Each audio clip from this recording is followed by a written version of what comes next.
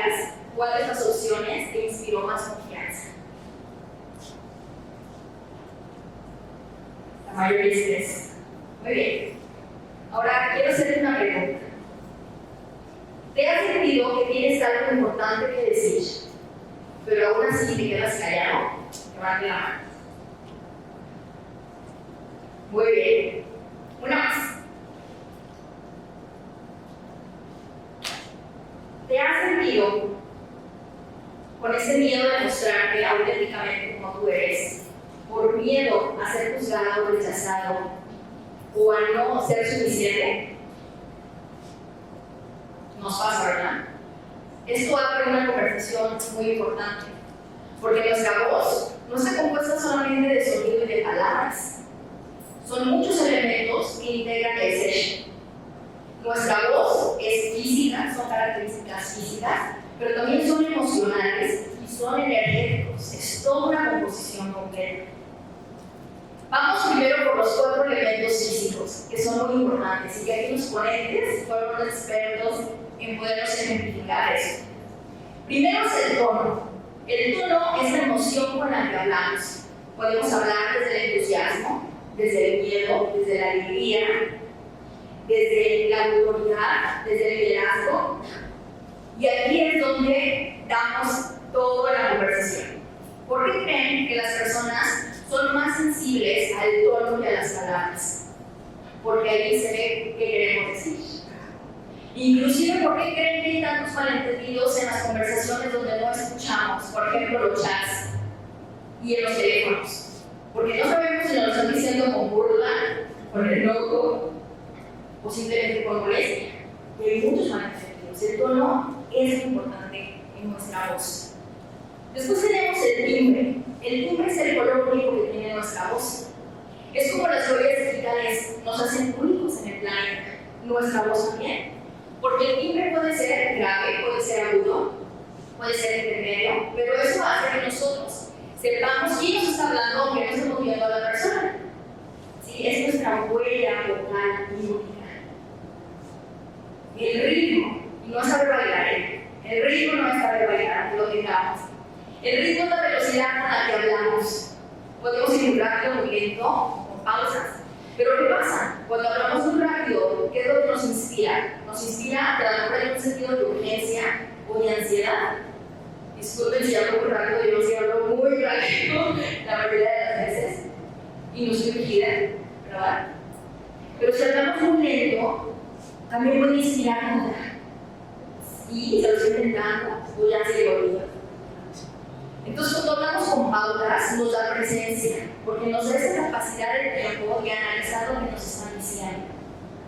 Y esa es una de las cosas más importantes al momento de comunicar, poder procesar la información. Y el cuarto elemento de las características físicas es el volumen. Puede ser alto o puede ser bajo. Cuando hablamos muy fuerte es porque queremos ser escuchados, porque a lo mejor también tenemos seguridad o porque tenemos autoridad. Y cuando hablamos muy bajito es porque no queremos ser escuchados, porque tenemos pena, no queremos ser expuestos, o simplemente porque sabemos distinguir entre las cosas privadas y las cosas públicas. Entonces el volumen tiene mucho que ver. Aquí es donde nos damos cuenta que la estructura no nada más son características físicas, sino que también el poder tiene fuerza. Digo, el poder y la fuerza, estos elementos tienen que ver con esa integración de nuestra voz. Pero si algo aprendí en este diplomado, definitivamente fue que hay muchos otros elementos que integran nuestro ser. Y este ser es emocional y es energético. Así que vamos a empezar con esos elementos. La entonación. La entonación es la variación y la musicalidad de nuestra voz. Porque imagínense que yo estuviera hablando de manera plana. El día de hoy vamos a ver unas características físicas que yo ya quiero analizar ustedes grabados. Al final de la conferencia todos van a estar aburridos. Porque ¿quién va a poner atención a algo que es plano? En cambio, la modulación es cuando yo levanto la voz, yo la bajo, yo acelero y yo hago las cosas lento. Así mantenemos más la atención y la gente está atento a lo que vamos a decir. La respiración es lo que sostiene la voz.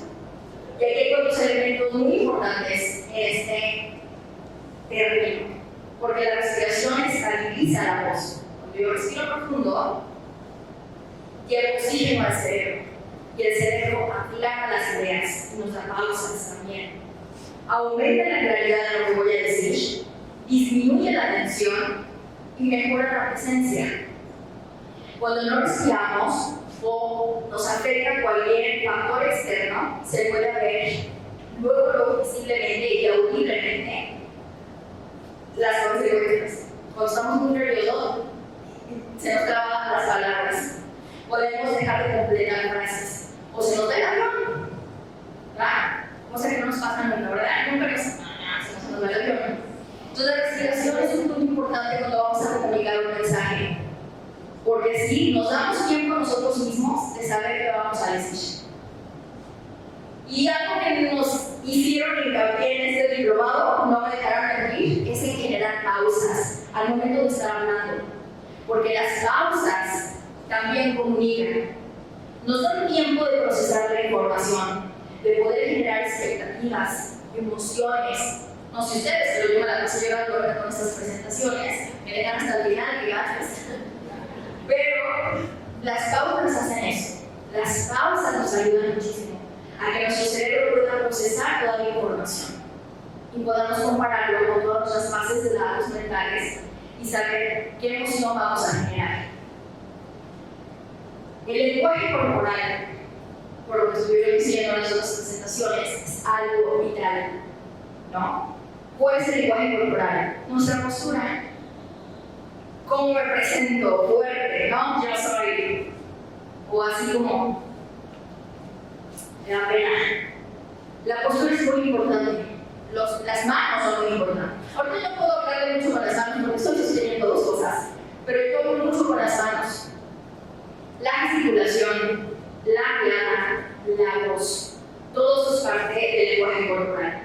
Porque estamos dando un mensaje que en el coaching, que lo aprendí muchísimo en este diplomado, nos va a ayudar a detectar en la otra persona si está fortaleciendo o está fortaleciendo su mensaje.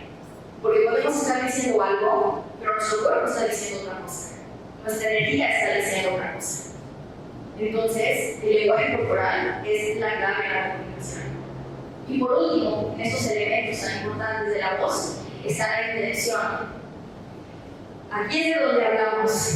Hay una frase que dice mucho T.S.P., que cada vez que me la dicen, por cierto, que es el hablar no es un acto inocente, porque siempre hay una intención. Y aunque muchas veces decimos, ay, lo que inconscientemente se me salió, no es cierto. Siempre sabemos qué intención tiene nuestro mensaje. Probablemente somos inconscientes en la forma en que lo decimos, pero no lo que queríamos hacer sentir.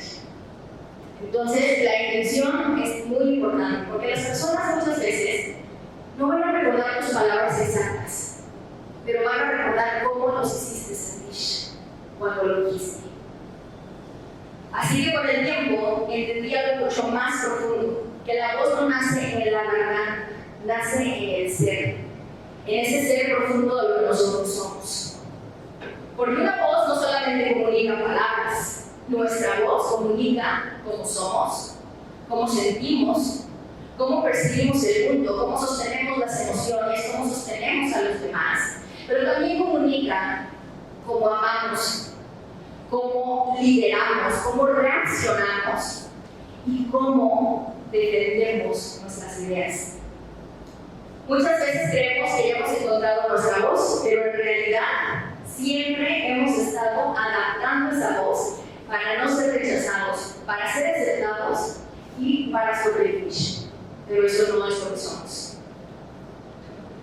Yo soy una de esas personas que les enseñaron: no hables tanto, no seas intensa, no incomodes,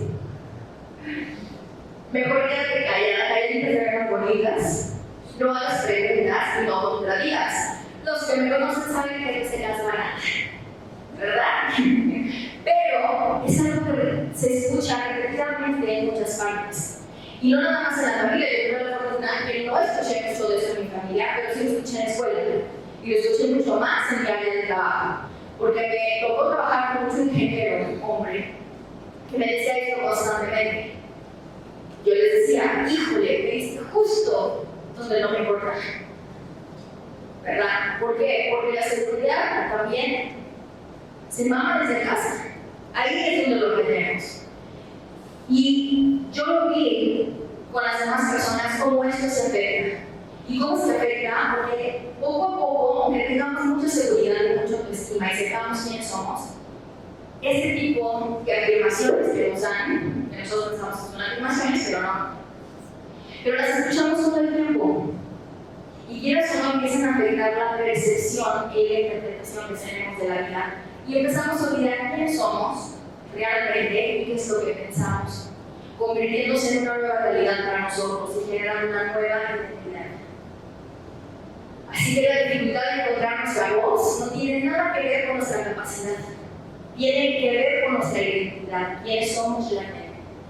Así que te voy a contar una historia que es el reflejo de todo lo que he visto a lo largo de los años con mis alumnas y mis clientas y que también tiene mucho de mi historia aquí. Y esta historia es que hace mucho conocí a una emprendedora que tenía unos talentos increíbles, tenía mucha energía y tenía ese don tan maravilloso de poder conectar con otras personas. Pero pasaba algo muy interesante con esa persona. Constantemente dudaba de sí misma. No sentía que tenía mucho valor porque la gente le prestaba mucha atención y se minimizaba cada vez que tenía que ser expuesta. Y cuando alguien ponía en juicio o criticaba su trabajo, pues ella se quebraba totalmente. ¿Y qué pasaba? Se generaban diálogos internos como: no soy suficiente, ¿a quién le importa lo que yo estoy haciendo? Siempre hay alguien mejor que yo que está haciendo el mismo tema, y sobre todo, ¿a quién le interesa esto? Y estas conversaciones empezaron a diseñar ciertos comportamientos en su vida y empezó a minimizarse, empezó a dudar de ella misma, empezó a postergar y dejar para mañana, para después sus proyectos, y empezó a pedir permiso para existir. ¿Qué es lo que pasa con esto? Ella no se sentía suficiente, pero pasó algo muy importante en su vida, y es que ella tenía que compartir un proyecto súper importante para ella, y al momento de estarlo exponiendo frente de mucha gente, se le olvidaron algunas cosas y no dijo las frases como las debería de decir.